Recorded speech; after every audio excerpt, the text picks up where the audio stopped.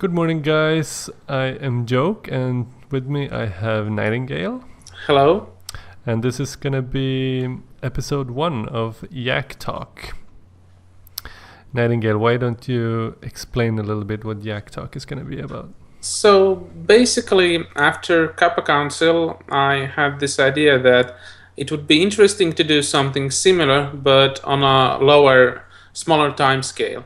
The idea here is to have a 15 minute to half an hour talk show about the things that happened in Faeria last week, so that people who weren't able to participate or play Faeria could just look at it like in 15 minutes and be up to date about everything. So yeah. Yeah, so Nightingale approached me about this idea like a week ago or 2 or so, and we talked about doing it together. So yeah, this is going to be just a short video, and we're going to talk about the recent events. Yep. So first topic, ladder reset. It's a pretty big topic. The preseason has ended, and I have here the top placements of the preseason. So the person who got rank 1 was Hithlem, followed by Cappuccino, Helios Aflame, King Dance, and Rizik. Yeah, kind of noticeable that the top 3 were from the Dracodios team. Yeah, they're performing really well. And playing a lot. Yes, playing a lot as well. And what's interesting in this new season that's starting is when season 1 is over, it's going to be 1 month. There will be rewards based on how you perform. So if you get rank 20 or better, you get rewarded by a Pandora ticket. If you get rank 15 or better, you get 3 Pandora tickets and a card back. And if you manage to reach God rank, you can get 5 Pandora tickets. And depending on your position in the God ranks, they write that they have some very special plans for the highest ranked gods at the end of each season. So we don't really know what that is going to be yet, but we'll find out in the end of this month. Do you have any ideas? I have no real idea, but if I had to speculate, the obvious things would be gold rewards, booster packs, though either of those are kind of unnecessary for majority of the god ranks. Because of that, I think it is more cosmetic, like golden cards or avatars. But it depends on what they do. Maybe there is something else. Those are the things I do think are most obvious. All right, we'll see what's going to happen. Yeah. So do you have any predictions on who's going to do best in this season 1? I have no real idea, but I do think that there will be a lot of familiar faces in the top rankings. Because I think so too. Like Cappuccino is kind of obvious to see there, considering the amount of time he plays. Yeah, he's so good at the game also. It's really impressive. Some of these players, they're really consistent and they play really well. Yeah. All right, so that was the ladder reset. We're trying to move things along kind of quickly to keep this video short. So next topic. Yeah, the new patch after the ladder reset happened at the beginning of the week, and we had like a day after that, I think, we had a new balance patch. The first thing and most important for this patch was that there was no Pandora, and the people were kind of disappointed in that. Everybody was hoping that we could get Pandora last month, but due to the delays, it seems that we didn't get it, and people were kind of vocal about it. But still, at least they did promise us that we will get it later, and that's to do that they made the battle for Pandora. Want to talk about a bit more about it, J0k3se? Yeah, sure. So the Battle of Pandora is a new event that replaced the unranked mode. It's a Highlander format, and they say when we have played 100,000 Highlander games, they will give us Pandora. and currently we are around 30,000 games, so we have almost kind of a third of the way.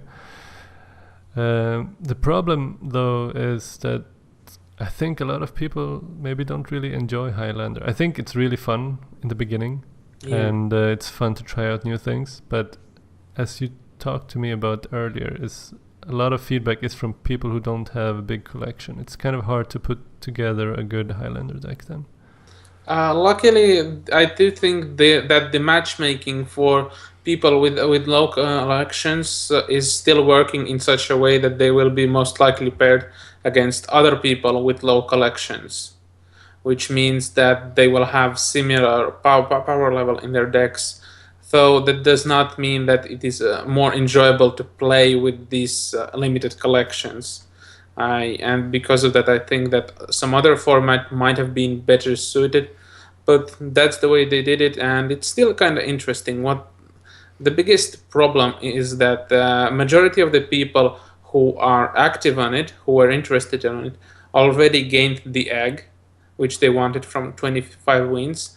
So I believe the speed at which the Highlander games will be played will be now reduced. So we had 30,000 games in three to 4 days. I do not think that we will have such a high speed in the upcoming week. Yeah. So it's so you should be expecting to see Pandora in no less. I think it will be more than 1 week that we see Pandora. I think it's closer to 2 weeks from now, if people do not stop playing Highlander completely. Yeah, I was a little bit surprised how quickly though we got into 30,000 games. I didn't think it would go this quick.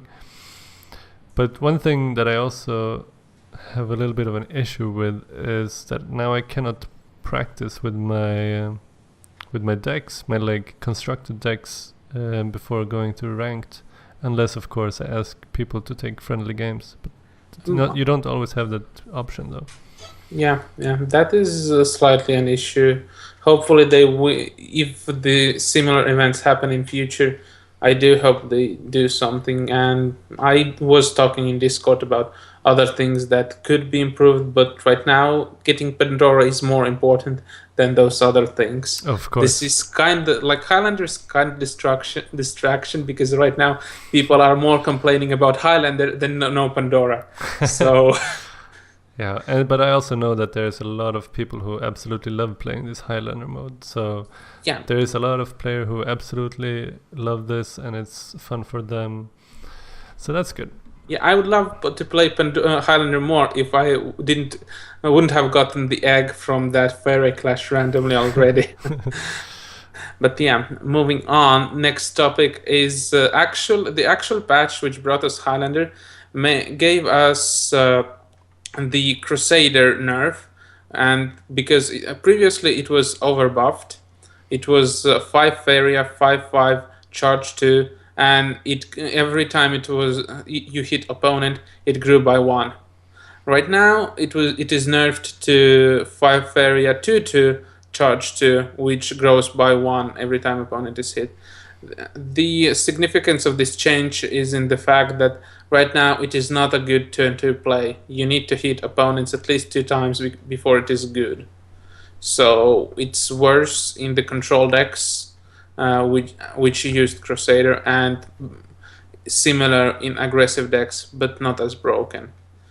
And another change is the Windstorm Archer, because it was, for some unexplainable reason, it had toughness changed to 4, so it was 2 Faeria, 1/4 ranged creature, which grew by 1 attack until the end of turn for each event you played.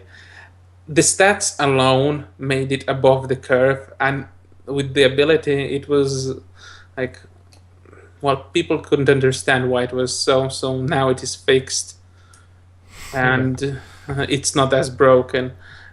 So this is basically the patch. One interesting thing that I forgot to mention when we were talking before is that at the time of the patch there was the tournament, Highlander tournament, Lunar Rumble, I think. Mm-hmm.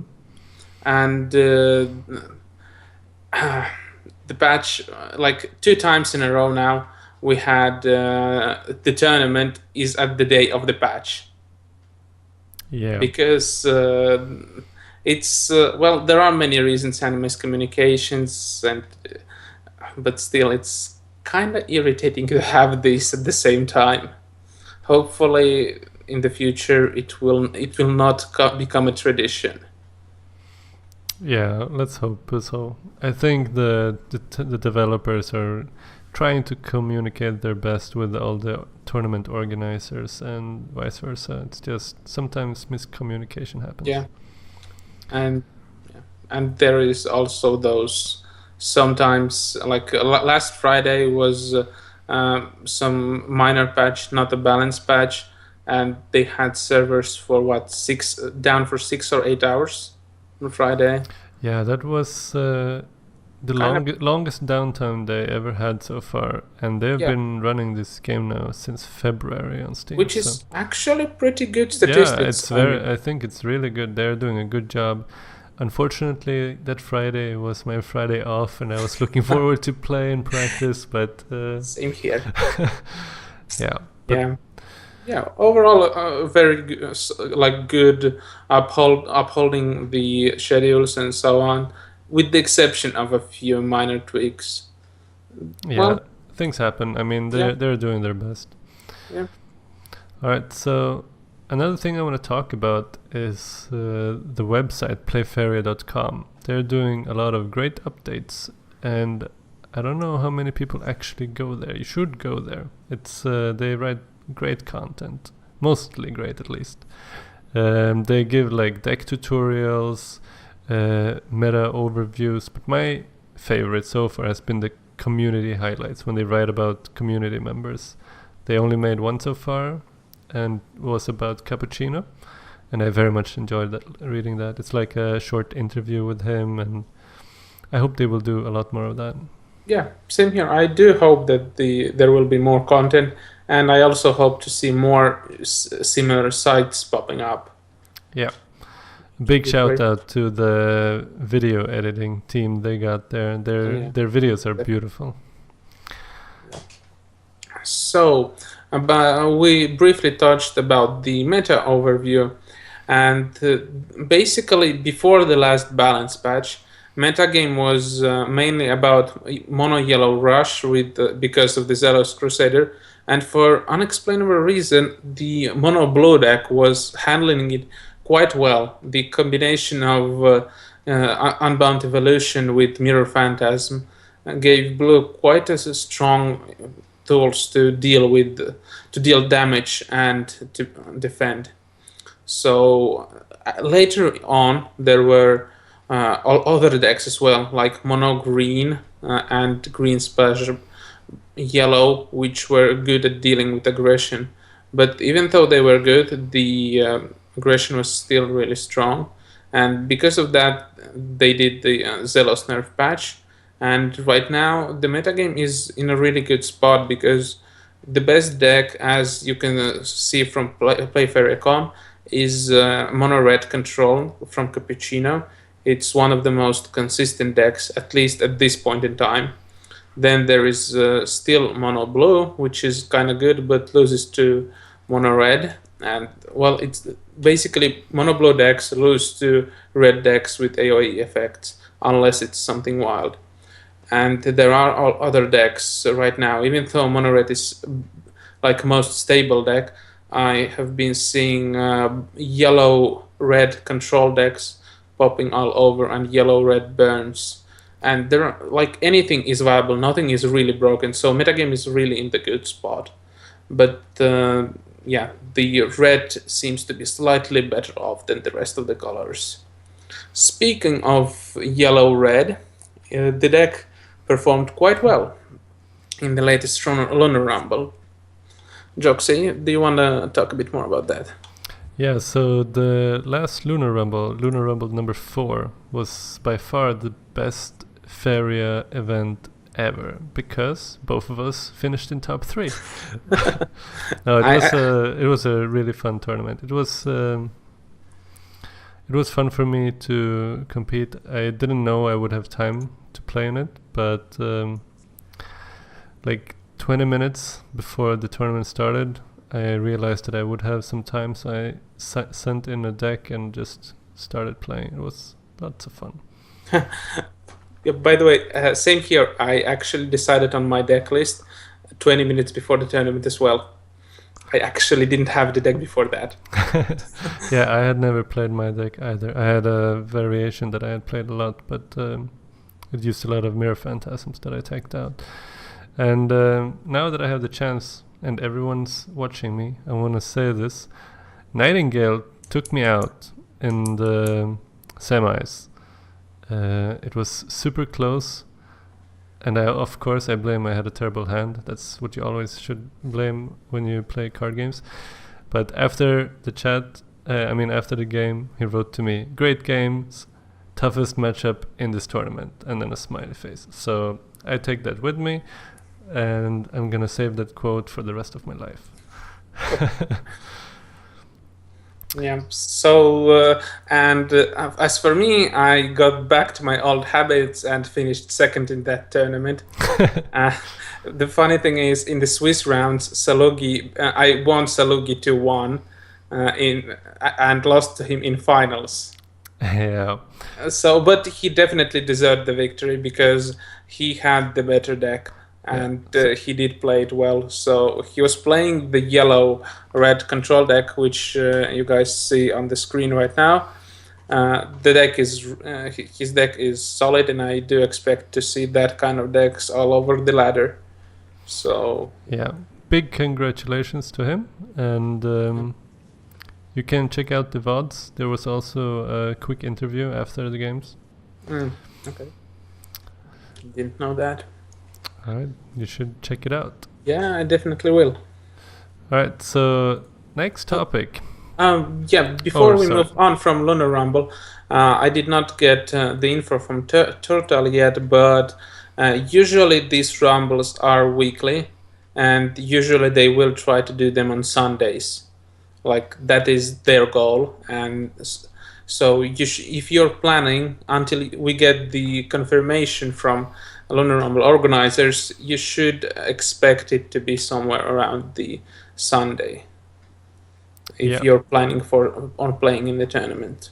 And it's a great tournament for beginners, for more experienced players. Everyone is welcome, and it's just a lot of fun. Yeah, definitely. So, all right, we've already been talking for almost 20 minutes, so we're falling behind schedule, but we're still doing pretty good, I think. Yeah, and it's still there are only two to three topics which aren't. Yeah. So So the next thing I want to talk about is Metagaming. They're doing a big Faeria giveaway. MetagamingTV. I'll send you the link. You can click on the screen. I'll put it up here on YouTube. So if you go and check that out, you have a chance of winning the game, the full collection, all the cards.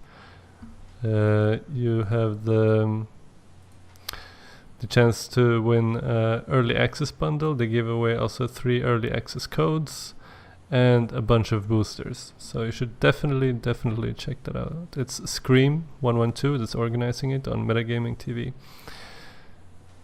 Yeah, he's also the guy who's doing the Kappa Council, just for those who don't know. Yeah, and if you don't know Kappa Council, go to YouTube and search for it. It's a great talk show about Faeria. So our next thing I want to talk about is the teams emerging. First we got Team Equilibrium. Maybe you can talk a little bit more about that. Yeah, well, basically after the Dracodios with Cubis formed, there were Bolivar approached me. It was a week later, and asked if I wanted to form a team, and I thought that it would be interesting. So I contacted some other players, and most of them agreed. So that's how we formed.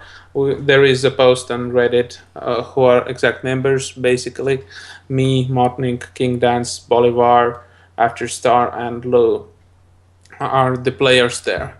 So it's more like playtesting group.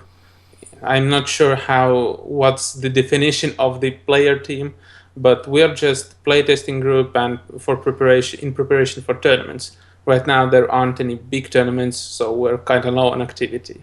Yeah, and there's some very, very strong members though. I think you guys are gonna do really well, and I'm looking forward to see what your team jersey is gonna look like. That's the most important thing.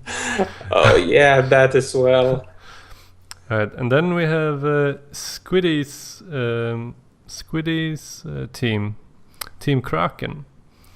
They are recruiting right now, and I wrote a little bit to Squiddy earlier today and asked him how it's going. And I'm not really allowed to say anything other than expect an announcement soon. So that's going to be exciting. We will be expecting it then. Yes, we should. All right, and the last thing we wanted to talk about was Faeriacoaching.com. It's a website I put up to give new players or not so new players the chance to get some feedback by a pretty experienced player. And so far I've coached 6 or 7 people, I think, and everyone has been happy, and it's completely free. So go to Faeriacoaching.com if you want to check that out. Yeah, it's a good thing that the more community stuff, the better for Faeria.